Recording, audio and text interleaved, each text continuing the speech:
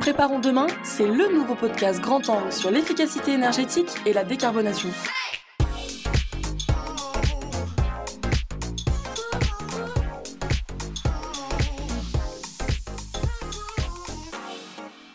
Bonjour à tous et bienvenue dans ce nouvel épisode de notre podcast Préparons demain. Depuis l'automne 2021 et avec la reprise économique post-pandémie, l'Europe subit une crise énergétique sans précédent. En conséquence, une flambée historique des prix des énergies qui touche l'ensemble des consommateurs et qui contraint les différents gouvernements européens à s'attaquer à un défi de taille, la sobriété énergétique. La transition énergétique n'est plus seulement un impératif face à l'urgence climatique, mais une réponse aux enjeux de souveraineté énergétique. Cette citation, extraite de la tribune publiée le 25 juin dernier par les patrons d'Engie, d'EDF et de Total, illustre très justement le changement de paradigme imposé par cette crise énergétique. Privée en grande partie de son accès au gaz russe suite au conflit avec l'Ukraine, une dynamique européenne de sobriété énergétique se met en place pour réduire les consommations énergétiques des entreprises et des ménages. Quelle est la situation en France à date ? Quels sont les facteurs qui influent sur cette crise ? Et quelles solutions pour lutter contre la hausse des prix ?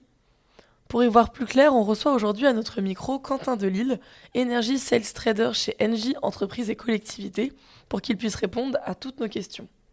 Bonjour Quentin, et merci beaucoup d'avoir accepté notre invitation. Bonjour Dorine. Si ça te va, on commence directement. Aujourd'hui, on entend beaucoup parler dans l'actualité de hausse des prix de l'énergie. Est-ce que tu peux nous expliquer ce qui se passe concrètement ? Alors effectivement, on assiste à une envolée des prix de l'énergie, que ce soit sur du gaz, du pétrole et même de l'électricité du coup. On a aussi toutes les tensions inflationnistes qu'on a pu voir sur différents matériaux tels que le nickel, le bois ou autres. Et donc on assiste vraiment à une crise des prix très haussière depuis globalement 2021. Il faut dire qu'on est parti d'une période où les prix de l'énergie étaient très bas avec ce qui s'est passé au niveau de la pandémie de Covid en 2020.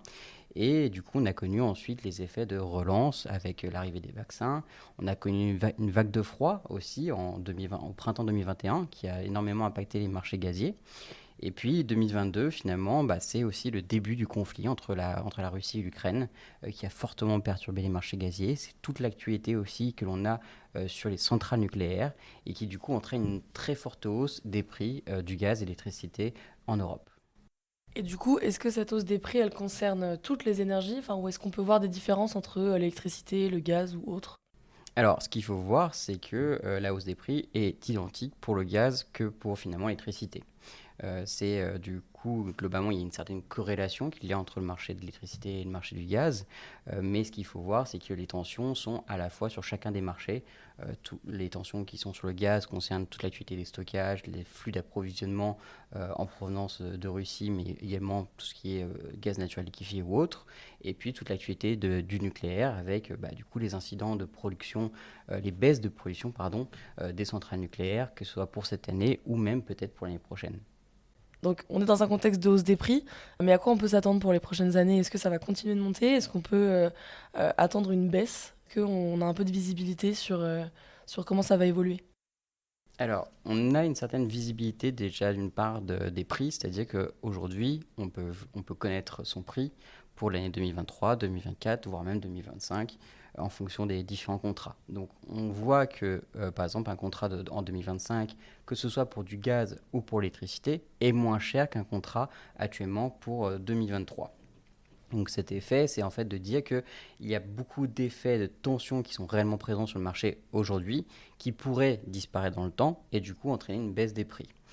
Par exemple, on pourrait imaginer qu'on ait un retour d'une très bonne disponibilité des centrales nucléaires à partir de 2025, ce qui justifierait d'avoir des prix moins élevés que ce qu'on a aujourd'hui. Après, il y a toute la distinction entre les prix qui sont aujourd'hui pour demain, c'est-à-dire un peu ce qu'on appelle le marché spot, c'est-à-dire de pouvoir consommer l'énergie directement demain pour une chaîne de production, et les prix que l'on peut anticiper pour plus tard. Certains acteurs et acheteurs des marchés de l'énergie bénéficient encore aujourd'hui de prix bas qu'ils ont pu sécuriser avec leurs différents contrats durant les années 2020-2021 et qui du coup ne subissent pas forcément la crise des prix de la même façon. Donc en fait on parle à ce moment vraiment d'anticipation et donc avoir une certaine visibilité, il est très difficile de faire de la prévision, puisque ça reste des marchés financiers avec un risque d'imprévisibilité, tout comme par exemple ça peut être un risque réglementaire ou un nouvel incident technique qui du coup mettrait à mal les prix. Et donc on ne peut pas dire qu'on aura une baisse des prix de l'énergie ou même bien une hausse des prix de l'énergie dans quelques mois. Mais du coup, très concrètement, aujourd'hui, on peut s'attendre à ce que cette situation perdure dans le temps et que cette hausse des prix continue encore, en tout cas que les prix restent à ce niveau-là pendant encore quelques années, quoi. Tout à fait. Un retour à des prix pré-crise de 2021 au niveau des prix de l'énergie est très peu probable à l'heure actuelle dans les conditions du marché que l'on connaît actuellement.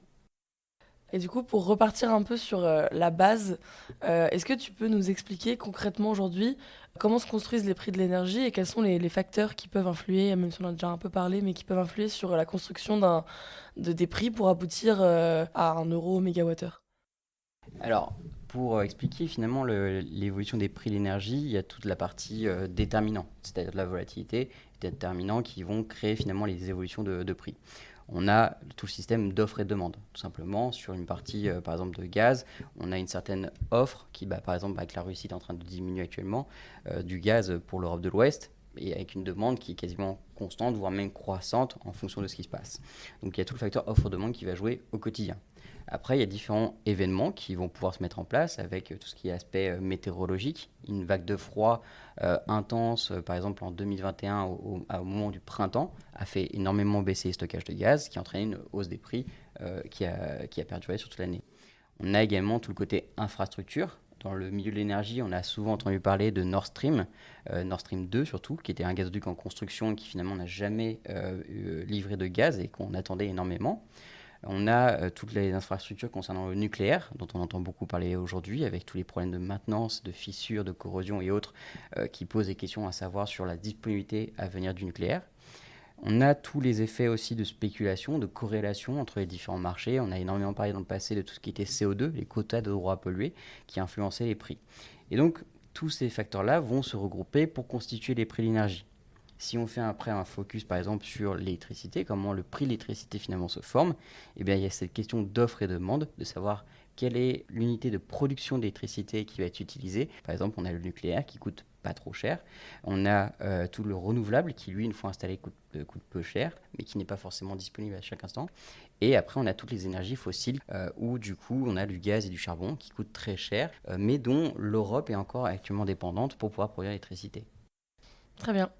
Et donc pour revenir un peu au contexte énergétique actuel, avec l'hiver qui arrive dans quelques mois, quelles sont les solutions aujourd'hui qui sont mises en place par l'État pour lutter contre cette hausse des prix et pouvoir du coup répondre à la demande qui, comme on le dit, ne va pas décroître contrairement à l'offre?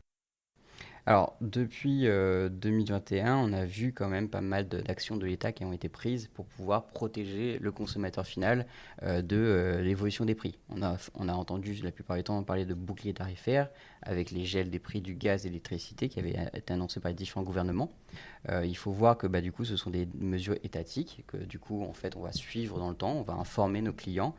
En fonction de l'activité de nos clients, et bien évidemment, ça peut changer en fonction des aides. C'est-à-dire que par exemple, vous avez tous les bailleurs sociaux qui peuvent avoir accès à certaines aides par rapport justement au bouclier tarifaire. Pour tout ce qui est des activités PME, entreprises, PMI, on a aussi le décret tertiaire avec, du coup, en fonction de l'importance du prix de l'énergie dans le chiffre d'affaires, eh bien, on peut y avoir accès à certaines aides. Donc ça fait partie de toutes ces mesures que l'État est en mesure de prendre pour pouvoir protéger les consommateurs finaux. Et du coup, comment un acteur comme Engie peut accompagner ses clients dans ce contexte de hausse des prix? Alors, je pense que d'une part, il y a déjà aussi un net besoin d'information. Justement, ce qu'on essaie de faire à travers les médias comme ce qu'on en fait aujourd'hui avec ce podcast, c'est de donner de l'information sur ce qui se passe actuellement pour bien comprendre justement l'enjeu de la situation qu'il y a sur les prix de l'énergie. Donc, c'est de l'accompagnement pour comprendre finalement la formation des prix. Il y a aussi le fait de transmettre toutes les informations au fur et à mesure de ce qui sort dans l'actualité réglementaire, comme on l'a évoqué justement, les boucliers tarifaires, comment y avoir accès, comment le mettre en place. Donc Engie fait en sorte justement de donner ces informations. On est aussi directement lié par rapport au contrat d'énergie, que ce soit du gaz ou de l'électricité. On a différentes typologies de contrats qui peuvent permettre justement de sécuriser des prix, de se prémunir d'une certaine façon des hausses à venir ou même passées. Donc il faut vraiment regarder l'intégralité de son contrat pour pouvoir être vraiment au fait des marchés d'énergie. Et du coup, pour les gens qui nous écoutent, que ce soit des industriels, des acteurs publics ou des entreprises, aujourd'hui, quelles stratégies ils peuvent adopter pour avoir de la visibilité sur ces prix de l'énergie et pour se prémunir autant qu'ils peuvent contre ces hausses des prix? Justement, par rapport à ces fameux contrats dont on parlait juste avant, c'est-à-dire qu'il y a de l'anticipation. Ce sont des contrats qui permettent parfois d'acheter sur plusieurs années à un certain prix, de bloquer ce prix. Et si les prix montent, c'est du coup un prix qui a été favorable. Si les prix baissent, c'est un manque d'opportunité, mais du coup, on est protégé contre la volatilité des cours. Après, il y a tout type de contrats en fonction des différents acteurs qui peuvent être des contrats à prix indexé qui permettent de construire son prix au fur et à mesure dans le temps. C'est-à-dire que tout à l'heure, on parlait justement de prix pour 2024, 2025 qui sont moins chers que les prix de 2023 aujourd'hui. Ça permet de sécuriser une partie de ces prix-là et de construire au fur et à mesure son prix dans le temps, d'être vraiment en vigilance et dans l'anticipation de façon à construire ses budgets d'énergie. Donc en fait, on invite vraiment nos clients à discuter avec leur interlocuteur commercial de façon à construire finalement ces stratégies, soit avec du prix fixe, soit avec des prix indexés, comme ce qu'on disait, qui permettent finalement de se prémunir à partir d'aujourd'hui d'évolutions défavorables des prix dans le temps. Et du coup, dans le contexte actuel, on voit dans l'actualité pas mal de prises de parole de la part d'Engie sur le sujet. Est-ce que tu peux nous en dire un peu plus ? Alors, globalement, on a pu voir aussi la tribune qui a fait au courant juin, où du coup EDF, Total et Engie prenaient la parole justement par rapport à la crise des prix de l'énergie que l'on vit actuellement, sur le fait que l'hiver à venir pourrait être très compliqué. Si par exemple on avait une vague de froid ou ce genre de choses, on pourrait du coup avoir des difficultés. On a énormément parlé à ce moment-là de sobriété énergétique, c'est-à-dire d'optimiser au mieux ses consommations. On parle même de réduction de consommation. Donc il y a pas mal d'éco-gestes à pouvoir faire, par exemple pour le particulier, mais également par rapport aux industriels, aux collectivités ou autres, de voir quelles sont les périodes où on peut moins consommer, consommer moins cher ou consommer tout simplement moins. Tout ce qui est économisé, par exemple en termes de gaz, pour pouvoir produire l'électricité si les centrales nucléaires ne sont pas forcément disponibles, et le gaz qui est économisé à partir d'aujourd'hui pourra être utilisé, par exemple pour l'hiver prochain, pour pouvoir produire l'électricité à ce moment-là, en cas d'évolution défavorable de la situation. Très bien. Merci beaucoup, Quentin. Le défi que représente cette crise énergétique va être déterminant pour la transition énergétique de l'Europe. Là où les enjeux climatiques n'ont pas suffi, la crise ukrainienne devrait au moins permettre l'émergence d'une stratégie en faveur de la sobriété énergétique. Une opportunité qu'il est plus qu'urgent de saisir. Ainsi, le 14 juillet dernier, Emmanuel Macron annonçait un plan de sobriété énergétique qui sera dévoilé d'ici la fin du mois de septembre. L'objectif, consommer moins. Il revient ainsi à tous, gouvernements, énergéticiens, entreprises, ménages, d'agir collectivement pour réduire nos consommations d'énergie et accélérer la transition énergétique. Pour y parvenir, il existe des dispositifs visant à massifier les actes de rénovation énergétique. Dispositifs des certificats d'économie d'énergie, crédit d'impôt pour la transition énergétique ou encore aide de l'ADEME. Les initiatives sont nombreuses et devraient s'intensifier encore dans les mois à venir. L'occasion pour tous les consommateurs d'améliorer leur performance énergétique et ainsi de mieux maîtriser leurs dépenses grâce à ces aides et ces financements publics. Nous arrivons à la fin de ce podcast. Merci à vous de nous avoir écoutés. On espère que celui-ci vous a plu. Et merci à toi, Quentin, d'avoir accepté notre invitation et d'avoir répondu à toutes nos questions. Merci Dorine, merci pour ton accueil et merci à Certinergie pour l'invitation. Et on se retrouve très bientôt pour un nouvel épisode de Préparons demain.